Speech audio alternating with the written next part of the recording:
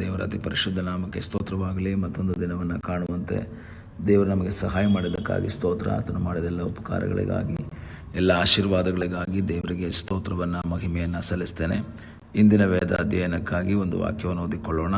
ಯೋಹಾನ್ ಬರೆದ ಸುವಾರ್ತೆ 2ನೇ ಅಧ್ಯಾಯ 2ನೇ ವಾಕ್ಯ. ಯೇಸುವನ್ನು ಆತನ ಶಿಷ್ಯರನ್ನು ಮದುವೆಗೆ ಕರೆದರು. ಯೇಸು ತನ್ನ ಸೇವೆಯ ಆರಂಭದಲ್ಲಿ ಮಾಡಿದಂತಹ ಮೊದಲನೆಯ ಅದ್ಭುತವನ್ನು ಯೋಹಾನನು ರೆಕಾರ್ಡ್ ಮಾಡ್ತಾನೆ.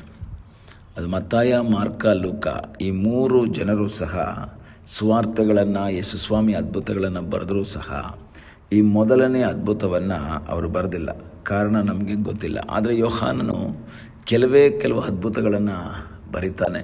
ಅದರಲ್ಲಿ ಫಸ್ಟು ಯೇಸು ಮಾಡಿದಂತಹ ಮೊದಲನೇ ಅದ್ಭುತದ ಕುರಿತು ತನ್ನ 2ನೇ ಅಧ್ಯಾಯದಲ್ಲಿಯೇ ಯೋಹಾನನು ಬರೆಯುವುದನ್ನು ನಾವು ನೋಡ್ಬೋದು.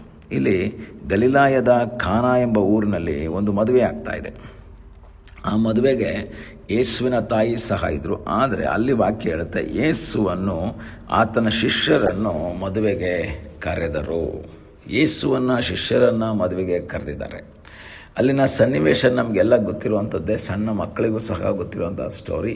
ಕಾನಾ ಊರಿನ ಮದುವೆಯಲ್ಲಿ ಯೇಸುವನ್ನು ಶಿಷ್ಯರನ್ನು ಕರೀತಾರೆ. ಅನೇಕರು ಅಲ್ಲಿ ಬರ್ತಾರೆ. ಬಂದು ನಂತರ ಕೆಲವು ಸಮಯ ಆದ ನಂತರ ಏನಾಗುತ್ತೆ, ಅಲ್ಲಿ ದ್ರಾಕ್ಷರಸ ಸಾಲದೆ ಹೋಗುತ್ತೆ, ಕಡಿಮೆ ಆಗುತ್ತೆ.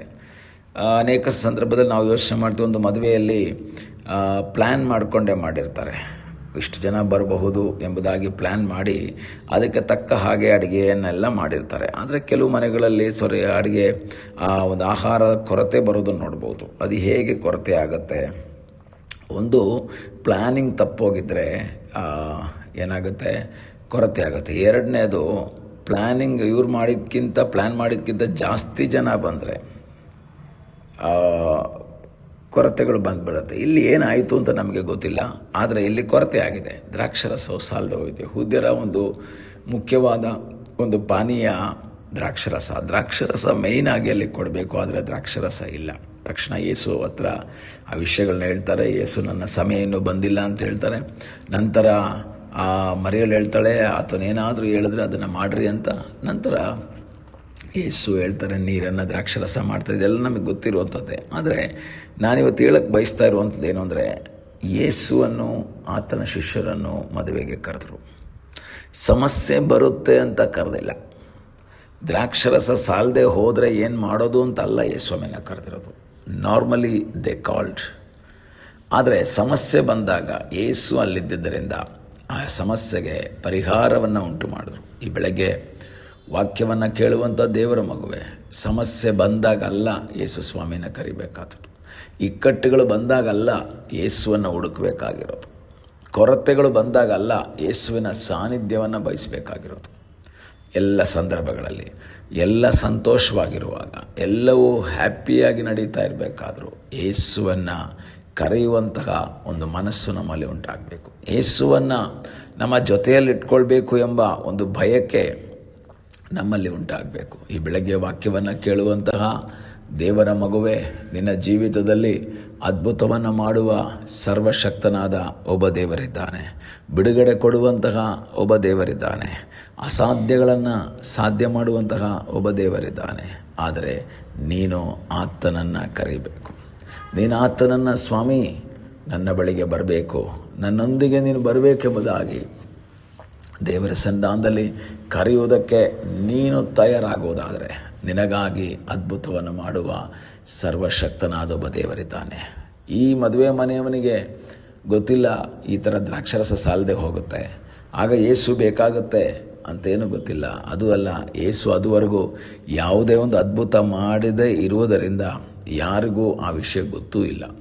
ಈ ಥರ ಯೇಸು ಒಂದು ಅದ್ಭುತ ಮಾಡ್ತಾರೆ ಅಂತ ಯಾರು ಎಕ್ಸ್ಪೆಕ್ಟ್ ಮಾಡ್ತಾ ಇಲ್ಲ.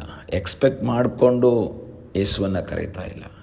ಯೇಸುವಿನಿಂದ ಅದ್ಭುತ ಹೊಂದಬೇಕು ಅಂತ ಅಲ್ಲ ನಾವು ಯೇಸು ಬಳಿಗೆ ಬರಬೇಕಾಗಿರೋದು, ಯೇಸುವನ್ನು ಕರಿಬೇಕಾಗಿರೋದು. ನಾರ್ಮಲ್ ಆಗಿ ಎಲ್ಲ ಸಂದರ್ಭಗಳಲ್ಲಿ ಯೇಸುವೆ ನೀನು ನನ್ನ ಜೊತೆ ಬರಬೇಕು, ನೀನು ನನ್ನ ನಾಯಕನಾಗಿರಬೇಕು, ನೀನು ನನ್ನ ಮುಂದೆ ಹೋಗಬೇಕು. ದಾವೀದನು ಹೇಳ್ತಾನೆ 16ನೇ ಕೀರ್ತನೆಯಲ್ಲಿ, ನಾನು ಯೆಹೋವನನ್ನು ಯಾವಾಗಲೂ ನನ್ನೆದುರಿಗೆ ಇಟ್ಕೊಂಡಿದ್ದೇನೆ, ನನ್ನ ಮುಂದೆ ಇಟ್ಕೊಂಡಿದ್ದೇನೆ.